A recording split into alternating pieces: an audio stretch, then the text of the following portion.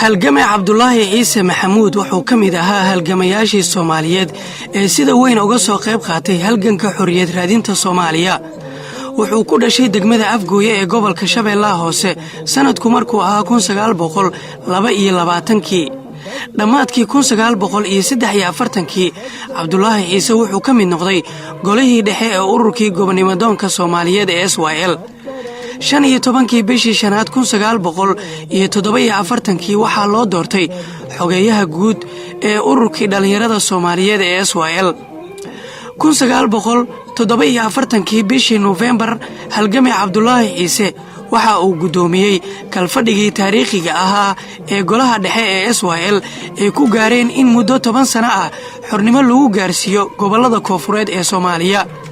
31 bishii tobanaad 1948 halgamay Cabdulaahi Ciise Maxamuud iyo Maxamed Xaaji Ibraahim Cigaal waxay u direen xogeeyihii guud ee qaramada midoobay ee xilligaas warqad ay ku sheegeen in Soomaaliya oo dhan ay u baahan tahay in ay xorriyad gaarto. maarso 1949 halgamay Cabdulaahi Ciise wuxuu tagay xarunta qaramada midoobay ee New York halkaas oo ka waday diblomaasiyaddii xorriyad raadinta Soomaaliya. 1956 ilaa 1960 Cabdulaahi Ciise wuxuu noqday ra'iisul wasaarihii ugu horreeyay ee Soomaaliya ee xukuumaddii daaqiliga.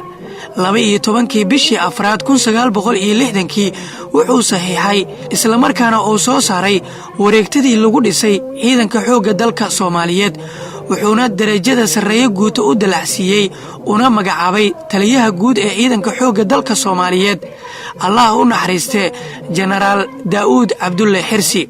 wixii ka dambeeyay 1960 markii Soomaaliya ay qaadatay xorriyadda wuxuu soo qabtay xilal kala duwan oo ay ka mid ahaayeen wasiirka wasaaradda arrimaha dibadda, wasiirka wasaaradda caafimaadka, wasiirka wasaaradda ganacsiga iyo warshadaha. ugu dambeyntii 24 bishii saddexaad 1988 ayuu halgamay Cabdulaahi Ciise ku geeriyooday magaalada Roma ee dalka Talyaaniga.